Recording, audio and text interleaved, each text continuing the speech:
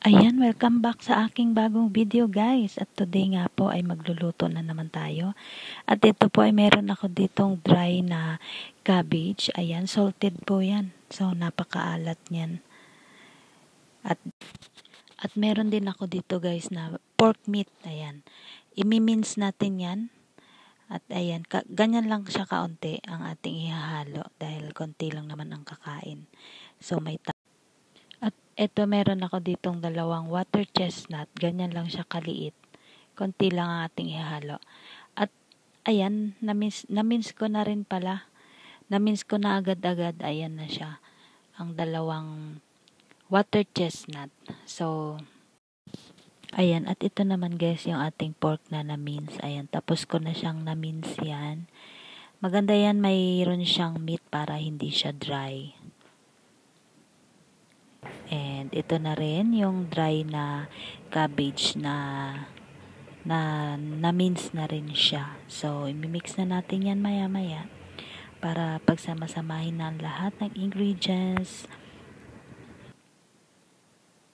Ayan, time to mix na lahat ng ingredients. Ayan, mikos-mekos lang yan. Ihalo muna natin ang chestnut and then yung cabbage. Lalagyan lang natin yan guys ng hindi ko na yan lalagyan ng salt dahil maalat na guys yung salted na cabbage. So, cornstarch and then sugar. Lagyan ko ng 1 kutsarang sugar. Kayo na ang bahalang magtansya kung gusto nyong magluto ng ganyan. And lagyan ko siya ng pepper.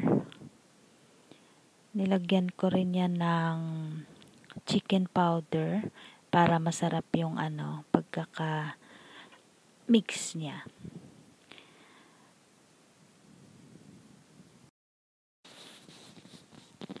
At ayan nga guys, na-mix ko na lahat ng mga ingredients na kailangan. Kung kayo ay magluluto ng ganito guys, kayo nang bahalang magtansya. Ayan, nilagyan ko siya ng oil. Olive oil yan. And halo-haluin na.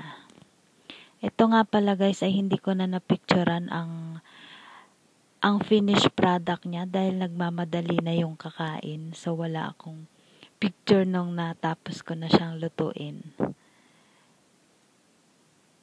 Ayan, halo-haluin lang siya hanggang sa ma-mix lahat ng ingredients and then i-steam na natin yan. And yung final result at yung pagkatapos ko siyang naluto, wala na akong update. So, pero masarap naman siya guys dahil nakain naman nila lahat.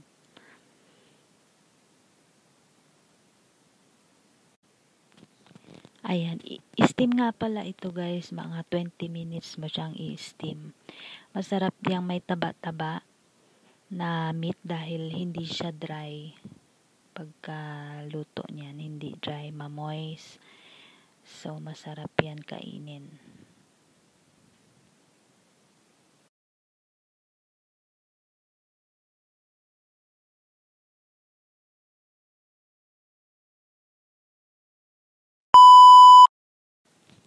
At yan nga guys, meron akong panibagong luto dito dahil nagutom na ako ng tanghalian. So, nag-isip na lang ako ng mabilis na pwedeng gawing tanghalian. So, ayan, nagluto ako ng pansit. Haluan ko ng sardinas.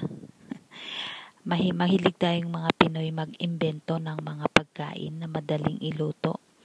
Ayan ang aking naisip na tanghalian. Pansit na may sardinas. Sino ang kumakain dyan ng pansit na may sardinas? Ayan, naimbento ko lang siya ngayon. At ayan, magsimula na ako guys na i-fry. Naglagay na ako dyan ng mantika sa aking pan. Sibuyas, naglagay na rin ako ng sibuyas para mabango-bango naman at may lasa ang ating pansit. Masarap ang pansit na ito guys dahil may sili yung aking sardinas na nabili. So medyo maanghang-anghang. ang aking pansit. Na-imagine nyo na ba ang pansit na maanghang? Ayan, ang aking pansit na maanghang na may sardinas.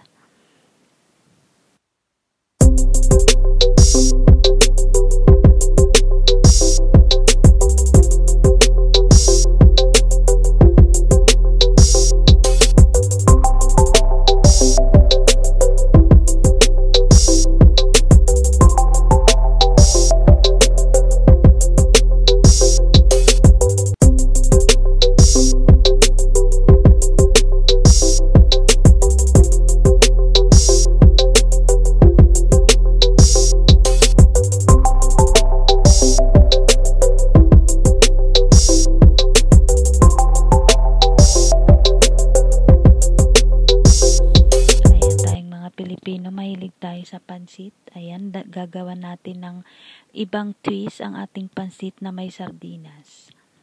So, sa mga hindi pa po nakatry ng pansit na may sardinas, ayan, masarap din siya guys.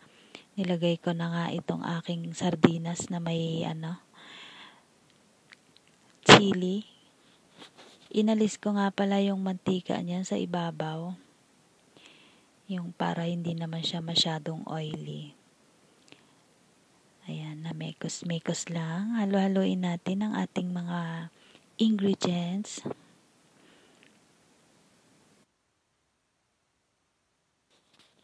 Ayan, marahil yung iba dyan ay hindi nakakatry ng ganito, pansit na may sardinas, pagkain ng masang Pilipino. Nilagay ko na nga ang aking pansit bihon na aking pinakuloan. Ayan, malambot na yan. Masarap yung rice noodles nila na yan guys dito. Rice noodles ng mga Chinese. Ayan, napakasarap niyan. Gustong gusto ko. Gustong gusto ko yan lunch. Yung ganyang klaseng noodles. Ayan.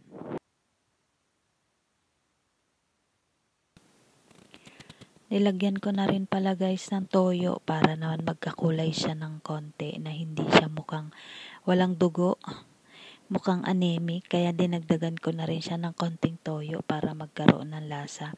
At dinagdagan ko na rin yan guys ng paminta at saka chicken powder para naman malasa talaga siya. Malasa ang ating pansit na naimbento. So masusolve na ang ating tanghalian sa ganyang simpleng pansit na hinaluan natin ng sardinas.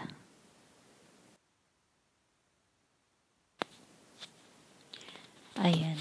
Nakakasawa na rin kasi guys ang palaging karne. Kaya nagsubok na rin ako ng iba. Para naman makaligtas muna tayo sa mga karne. Kaya mag-try muna tayo ng sardinas sa ating pagkain. Yang crab meat nga pala, inilagay ko na lang siya sa ibabaw. Para magkaroon naman ng ibang kulay yung ating pansit. Wala kasi akong carrots. Crab meat yan guys. Yung nilagay ko dyan sa ibabaw. Pampadagdag din yan ng lasa.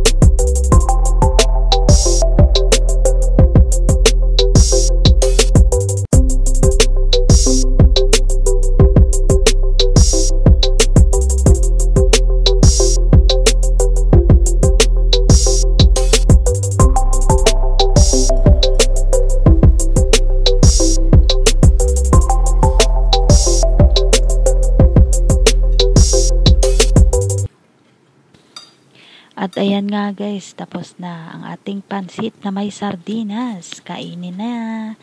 Kainan na. Samahan nyo ako guys. Magtanghalian na tayo.